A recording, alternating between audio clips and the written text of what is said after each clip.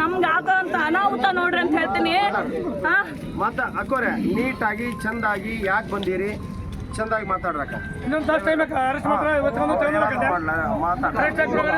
ಮನವಿ ಕೊಟ್ಟಿದ್ದೀರಿ ಅದ್ರ ಬಗ್ಗೆನೂ ಹೇಳ್ರಿ. ಎಷ್ಟು ಗಂಟೆಗೆ ಬಂದಿದ್ದೀರಾ, ಅದು ಅವ್ರಿಗೆ ಇನ್ಫಾರ್ಮೇಶನ್ ಕೊಟ್ಟಿದ್ರಾ ಕೊಟ್ಟಿಲ್ಲ, ಸ್ವಲ್ಪ ಅದ್ರ ಬಗ್ಗೆ ಸಂಕ್ಷಿಪ್ತವಾಗಿ ಇಲ್ಲ ಬಾಗಿನದ ಲಕ್ಷಣ ಸರ್ ಇದ್ರು ಹೇಳ್ತೀನಿ, ಆಮೇಲೆ ಓಪನ್ ಮಾಡಿ ಏನಂತ. ನಮಸ್ಕಾರ ಸರ್. ಇವತ್ತು ನಾನು ಅನಿತಾ ನವುಲ್ಕಲ್ ಅಂತ ಹೇಳಿ ರೈತ ಪರ ಹೋರಾಟಗಾರ್ತಿ.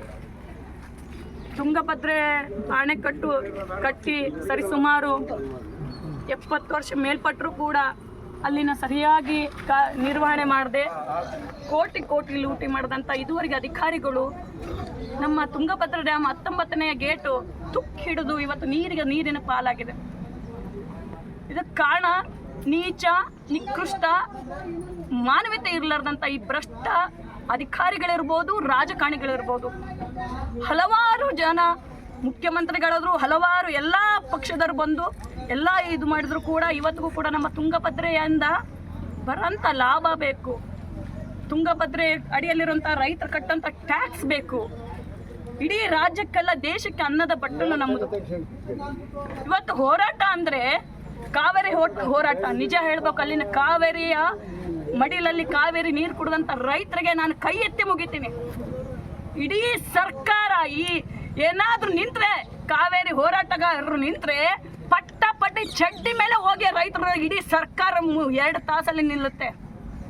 ಆದರೆ ಇವತ್ತಿನ ದಿನ ನಮ್ಮ ರಾತ್ರೋರಾತ್ರಿ ತುಕ್ಕು ಹಿಡಿದು ಗೇಟ್ ಕಿತ್ಕೊಂಡೋಗಿ ರೈತರ ಮನಸ್ಸಲ್ಲಿ ಡಮರ್ಗ ಬಾರಿಸ್ತು.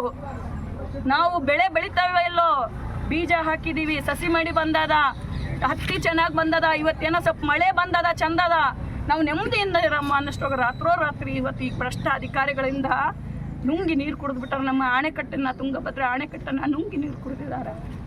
ಸ್ವಾಮಿ ಬಂದು ನೋಡಿ ಒಂದ್ಸರಿ ನಮ್ಮ ಕೆಳಭಾಗದ ರೈತರನ್ನ, ತುಂಗಭದ್ರಾ ಎಡದಂಡೆ ಕೆಳಭಾಗದ ಒಂದು ರೈತರು ನೋಡ್ರಿ. ಪ್ರತಿ ಸಾರಿ ಸುಗ್ಗಿ ಬೆಳೆಗೆ ಕೂಡ ನೀರು ನೀರು ನೀರು, ಬೆಳೆ ಬೆಳೆ ಬೆಳೆ ಹಚ್ಚಿರ್ತಾನೆ. ಇನ್ನೇನು ಮಳೆ ಬಂತು, ತುಂಬೆದ ಡ್ಯಾಮು, ನಂದು ಚಂದ ಬರ್ತದ ಬೆಳೆ, ನೆಮ್ಮದಿಯಿಂದ ಇರಬೇಕು, ನನ್ನ ಮಕ್ಕಳು ಓದ್ಬೇಕು. ನಾವೇನು ದೊಡ್ಡ ಶ್ರೀಮಂತರಲ್ಲ, 1 ಎಕರೆ 2 ಎಕರೆ 10 ಎಕರೆ ನನ್ನ ಮಕ್ಕಳು ಏನೋ ಚಂದ ಓದ್ತಾರ.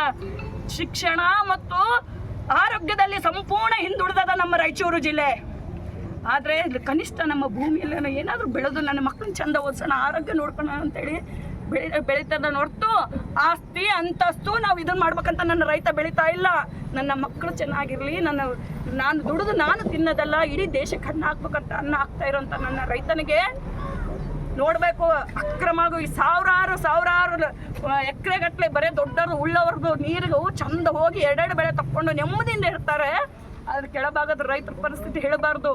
ನೀರು ಇರಲಾರ್ದೆ ಪ್ರತಿ ಸಾರಿ ಬೀದಿಗಿಳೋದು, ನೀರು ನೀರು ನೀರು ನೀರು ಕೊಡ್ರಿ ಅಂತೇಳಿ ಪ್ರತಿ ಸಾರಿ ಅಲ್ಲಿ ಹೊಲಕ್ಕೆ ಹೆಂಡ್ರನ್ನ ಮಕ್ಕಳನ್ನ ಹೊಲಕ್ಕೆ ಕೆಲ್ಸಕ್ಕೆ ಹಚ್ಚಿ ಹೊರಗೆ ಬಂದು ಬೀದೆ ಕುಂದಿರ್ತಾನೆ ನನ್ನ ರೈತ ಹೋರಾಟಕ್ಕೆ. ಪ್ರತಿ ಸಾರಿ ಇದೇ ಗೋಳು ನಮ್ದು, ಯಾರು ಕೇಳಲ್ಲ. ಯಾವ ಮಿನಿಸ್ಟ್ರು ಬಂದ್ರು ಇದೇ ಹಣೆ ಬರ, ಯಾವ ಮುಖ್ಯಮಂತ್ರಿ ಬಂದ್ರು ಕೂಡ ಇದೇ ಹಣೆ ಬರ. ಇವತ್ತಿನ ದಿನ ಹೇಳಿದ್ನಲ್ಲ, ಈಗಾಗಲೇ ಎಲ್ರಿಗೂ ಗೊತ್ತು, ನಾ ಹೇಳಿದೆ ಎಲ್ಲರಿಗೂ ಗೊತ್ತು. 70 ವರ್ಷ ಆಯಿತು, ಗೇಟ್ ಮುರಿದೋಯ್ತು, ಮತ್ತೆ ಏನು ಹೇಳಿದ್ರು, ನೆಮ್ಮದಿಯಿಂದ ಇರ್ರಿ, ತಲೆ ಕೆಡ್ಸ್ಕೊಬೇಡ್ರಿ, ನೀರು. ಆದರೆ ಈಗಾಗಲೇ ಎಷ್ಟು ಕ್ಯೂಸೆಕ್ಸ್ ನೀರು ಹೋಗಿದ್ದಾವೆ ಸ್ವಾಮಿ. ನೆಮ್ಮದಿ ಇದ್ದಿದ್ದನ್ನ ಅಲ್ಲಿ ಅರ್ಧಿತ ಅವತ್ತಿನ ನೀರೆಲ್ಲ ನಮ್ಮ ರೈತರು ರಕ್ತ ಬಸ್ತೋಗ್ಯದ, ಮೈಯಂಗಿಂದು ರಕ್ತ ಬಸ್ತೋಗ್ಯದ. ಹಾಗಾಗಿ ನಾನು ಅಂದ್ಕೊಂಡೆ, ನೋವಾಯಿತು, ತುಂಬ ನೋವಾಯಿತು ನನಗೆ. ಕಣ್ಣಲ್ಲಿ ನೀರು ಕೂಡ ತೆಗಿಬಾರ್ದು. ಅದು ಯಾಕಂದ್ರೆ ಈ ನೀರು ನನ್ನ ನೆಲಕ್ಕೆ ಮುಟ್ಟಬೇಕು, ನನ್ನ ರೈತನ ಪಾದ ತೊಳಿಬೇಕು. ಈ ಅಷ್ಟು ಶಾಲೆಗೆ ಇವತ್ತಿನ ದಿನ ನಾನು ಏನಾದರೂ ಅನಿತಾ ಅಂತೇಳಿ ಗುರುತಿಸ್ಕೊಂಡು ಇಷ್ಟು ಜನ, ಸಾವಿರಾರು ಜನ ನನ್ನಿಂದ ಬಂದಿದ್ದಾರೆ ಅಂದರೆ ಅದು ಋಣ ತೀರಿಸ್ಬೇಕಂತ ಒಂದೇ ಕಾರಣಕ್ಕೆ ಆಲೋಚನೆ ಮಾಡಿದೆ. ಪ್ರತಿ ಸಾರಿ ನಾವು ಬೀದಿಗಿಳಿದದ್ದು ಬೇಡ ಅಂತೇಳಿ ಸಿರುವಾರದಿಂದ, ರಾಯಚೂರು ಜಿಲ್ಲೆ ಸಿರುವಾರದ ತಾಲೂಕಿಂದ ಪಾದಯಾತ್ರೆ ಮಾಡ್ತಾ ಮುನ್ರಾಬಾದ್ವರೆಗೆ ಬಂದೆ. ಸರಿಸುಮಾರು 200 ಕಿಲೋಮೀಟರ್ ಕೂಡ ನಾವು ಆಲೋಚನೆ ಮಾಡಿಲ್ಲ. ನನ್ನ ಜೊತೆ ನನ್ನ ಅಣ್ಣ ತಮ್ಮಂದರು, ನನ್ನ ಹೇಳಲೇಬೇಕು, ಅವ್ರ ಹೆಸರು ನಿಜ ಹೇಳ್ಬೇಕು, ಹೆಮ್ಮೆಯಿಂದ ಹೇಳ್ಕೊತೀನಿ ನನ್ನ ತಮ್ಮರ ಅಂತೇಳಿ. ಜಾತಿ ಬರಲಿಲ್ಲ, ನಾವು ರೈತರಂತ ಬಂತು. ಹಗಲು ರಾತ್ರಿ ಅಂತ ನಿಂತ್ಕೊಂಡ್ರು. ಒಂದು ರವಿ, ಬಸವರಾಜ್ ಎಲ್ಲ ಹುಡುಗರು ನಮ್ಮ ಒಳ್ಳೆ ನಿಜ ನನ್ನ ಒಂದು ಕಣ್ಣಲ್ಲಿ ರೆಪ್ಪೆ ಅಂತ ಹಿಡ್ಕೊಂಡು ಬಂದರು. ಕೊನೆಗೂ ಮುಟ್ಟಿದ್ವಿ. ಇನ್ನೇನು ಬಂದು ನಮ್ಮ ಬೇಡಿಕೆ ಇಷ್ಟ ಆಗಿತ್ತು. ಏನಿಲ್ಲ, ನಮ್ಮ ಕೆಳಭಾಗದ ರೈತರಿಗೆ ಪರ್ಯಾಯವಾಗಿ ಈಗಾಗಲೇ ನೀವು ಜಲಾಶಯನ ನವಲಿ ಜಲಾಶಯ ಮಾಡ್ತೀರಿ ಅಂತ ಹೇಳಿದ್ರಿ. ಜೊತೆಗೆ ಪ್ರತಿ ಸಾರಿ ಬೀದಿಗಳಿದೆ 69ರಿಂದ 104ವರೆಗೂ ಯಾವುದೇ ರೀತಿ ನಮ್ಮ ರೈತರು ಬೀದಿಗೆ ಇಳಿಬಾರ್ದಂದ್ರೆ ನಮಗೆ ಹಣಗಿ ಜಲಾಶಯ ಆಗಬೇಕು. ಹಣಗಿ ಜಲಾಶಯ ಆಗೋದ್ರಿಂದ ಎಷ್ಟೋ ರೈತರು ಬದುಕ್ತಾರೆ. ನವಲಿ ಜಲಾಶಯದಿಂದ ನಮ್ಮ ಕೆಳಭಾಗಕ್ಕೆ ಯಾವುದೇ ರೈತರಿಗೆ ಕೂಡ ಅನುಕೂಲ ಇಲ್ಲ. ಈಗಾಗಲೇ ಸರಿಸುಮಾರು ವರ್ಷಗಳ ಹಿಂದೆ ಈ ವಿಚಾರವಾಗಿ ಚರ್ಚೆ ಕೂಡ ಆಗಿತ್ತು, ಅದ್ರ ಕೂಡ ಗಮನನೂ ಕೂಡ ಹರಿಸಿದ್ರು ಅವತ್ತಿನ ಕಾಲದಲ್ಲಿ. ಆದರೆ ಇವಾಗ ಯಾರು ಸುಮ್ಮನೆ ಇದ್ದಾರೆ. ಹಾಗಾಗಿ ಅದು ಹಣಗಿ ಜಲಾಶಯ ಆಗಲೇಬೇಕು. ಜೊತೆಗೆ ಸಂಪೂರ್ಣ ನೀರು ಅಕ್ರಮ ನೀರಾವರಿಯಿಂದ ತಡೆದು ಪೈಪ್ಗಳನ್ನ ಎಲ್ಲ ತೆರವುಗೊಳಿಸಿ ನನ್ನ ಕೆಳಭಾಗದ ರೈತರಿಗೆ ಸಂಪೂರ್ಣ ನೀರು ಕೊಡ್ಬೇಕಂತ ಹೇಳಿ ಅದು ಒಂದು ಮುಖ್ಯ ಉದ್ದೇಶದೊಂದಿಗೆ ಕಾಲಿಟ್ಟಿವಿ, ಹೆಜ್ಜೆ ಇಟ್ಟಿವಿ.